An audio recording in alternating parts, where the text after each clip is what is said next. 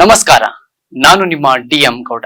ರಾಷ್ಟ್ರೀಯ ಸುದ್ದಿ ವಾಹಿನಿ ನ್ಯೂಸ್ ಎಕ್ಸ್ ಮತ್ತು ಡೈನಾಮಿಕ್ಸ್ ಸಂಸ್ಥೆ ಸಮೀಕ್ಷೆಯಲ್ಲಿ ಕಾಂಗ್ರೆಸ್ಗೆ ಬಿಗ್ ಶಾಕ್. ಬಿಜೆಪಿ ಜೆಡಿಎಸ್ ಮೈತ್ರಿಗೆ ರಾಜ್ಯದ ಜನ ಬಹುಪರಾಕ್ ಹಾಕಿದ್ರ? ಹೌದು. ಈ ಒಂದು ಸಮೀಕ್ಷೆಯಲ್ಲಿ ಕರ್ನಾಟಕದ 28 ಲೋಕಸಭಾ ಕ್ಷೇತ್ರಗಳ ಪೈಕಿ ಬಿಜೆಪಿ ಜೆಡಿಎಸ್ ಮೈತ್ರಿಕೂಟ 24 ಸ್ಥಾನಗಳನ್ನು ಗೆಲ್ಲುವ ಮೂಲಕ ಕರ್ನಾಟಕದಲ್ಲಿ ಬಹುದೊಡ್ಡ ಕಾಂಗ್ರೆಸ್ ಸರ್ಕಾರಕ್ಕೆ ಶಾಕ್ ಕೊಡುವ ಎಲ್ಲ ಲಕ್ಷಣಗಳು ಇವೆ ಎಂದು ಸಮೀಕ್ಷೆ ಅಂದಾಜಿಸಿದೆ. ಕರ್ನಾಟಕದ ಮೊದಲ ಹಂತದ ಚುನಾವಣೆಗೆ 10 ದಿನ ಬಾಕಿ ಇರುವ ಸಂದರ್ಭದಲ್ಲಿ ಈ ಸುದ್ದಿ ಸಂಸ್ಥೆ ನೀಡಿರುವ ಚುನಾವಣಾ ಪೂರ್ವ ಸಮೀಕ್ಷೆ ಸಿದ್ದು ಡಿಕೆ ಜೋಡಿಗೆ ಜನ ಬಹುಪರಾಕ್ ಹಾಕಿಲ್ಲ.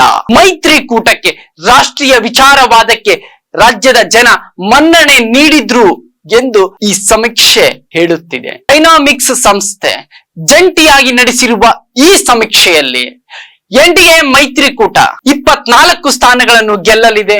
ಕಾಂಗ್ರೆಸ್ ಪಕ್ಷ ಡಬಲ್ ಡಿಜಿಟಲ್ ಕೂಡ ಮುಟ್ಟೋದು ಕಷ್ಟ, ಕೇವಲ 4 ಸ್ಥಾನಗಳಲ್ಲಷ್ಟೇ ಗೆಲ್ಲಲಿದೆ. 25 ಸ್ಥಾನಗಳ ಪೈಕಿ 22 ಸ್ಥಾನಗಳಲ್ಲಿ ಗೆಲ್ಲಲಿದೆ. ಜಾತ್ಯತೀತ ಜನತಾ ದಳ 3 ಸ್ಥಾನಗಳ ಪೈಕಿ 2 ಸ್ಥಾನಗಳಲ್ಲಿ ಗೆಲ್ಲಲಿದೆ ಎನ್ನುವ ಮೂಲಕ ಸಿದ್ದರಾಮಯ್ಯ ಮತ್ತು ಡಿಕೆ ಶಿವಕುಮಾರ್ ಅವರ ಜೋಡಿಗೆ ಮೈತ್ರಿಕೂಟ ಬಹುದೊಡ್ಡ ಶಾಕ್ ನೀಡಲಿದ್ಯಾ? ನೀನು ಚುನಾವಣೆಗೆ 10 ದಿನಗಳಷ್ಟೇ ಬಾಕಿ ಇದೆ.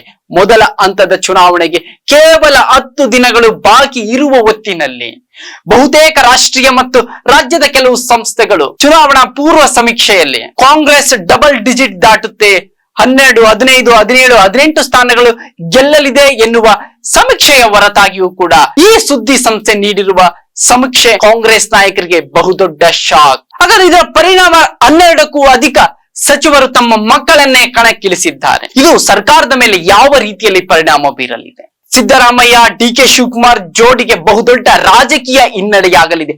ಒಂದು ವೇಳೆ ಈ ಸಮೀಕ್ಷೆಯೇ ನಿಜವಾದರೆ ಸಿದ್ದರಾಮಯ್ಯ ಮತ್ತು ಡಿಕೆ ಶಿವಕುಮಾರ್ ಅವರ ರಾಜಕೀಯ ಭವಿಷ್ಯಕ್ಕೆ ಬಹುದೊಡ್ಡ ಹಿನ್ನಡೆಯಾಗಲಿದೆ. ರಾಷ್ಟ್ರೀಯ ವಿಚಾರಗಳಿಗೆ ರಾಜ್ಯದ ಜನ ಜೈ ಅಂದ್ರ, ಗ್ಯಾರಂಟಿ ಯೋಜನೆಗಳು ಕೇವಲ ವಿಧಾನಸಭೆಗೆ ಮಾತ್ರ ಸೀಮಿತ ಎನ್ನುವ ಸಂದೇಶವನ್ನು ರಾಜ್ಯದ ಜನ ಕಾಂಗ್ರೆಸ್ ಪಕ್ಷಕ್ಕೆ ರವಾನಿಸಿದ್ರ? ಇನ್ನು ಮೊದಲ ಹಂತದ ಚುನಾವಣೆಗೆ ಇನ್ನು 10 ದಿನಗಳು ಬಾಕಿ ಇದೆ. ಅದಾದ ನಂತರ 2ನೇ ಹಂತದ ಚುನಾವಣೆಗೆ ಹೆಚ್ಚುವರಿಯಾಗಿ 8 ದಿನಗಳ ಅವಕಾಶ ಸಿಗಲಿದೆ. ಈ 20 ದಿನಗಳ ಅವಧಿಯಲ್ಲಿ ರಾಜ್ಯ ಕಾಂಗ್ರೆಸ್ ಸಿದ್ದರಾಮಯ್ಯ ಡಿಕೆ ಶಿವಕುಮಾರ್ ಅವರು ಬಹುದೊಡ್ಡ ರಾಜಕೀಯ ರಣತಂತ್ರಗಳನ್ನು ಎಳೆದು ಚುನಾವಣಾ ಭವಿಷ್ಯ ನುಡಿಯುವ ಎಲ್ಲಾ ಫಲಿತಾಂಶಗಳನ್ನು ಸರ್ವೆಗಳನ್ನು ತಲೆ ಕೆಳಗಾಗಿ ಮಾಡುತ್ತಾ ಈ ಬಗ್ಗೆ ನಿಮ್ಮ ಅಭಿಪ್ರಾಯವೇನು?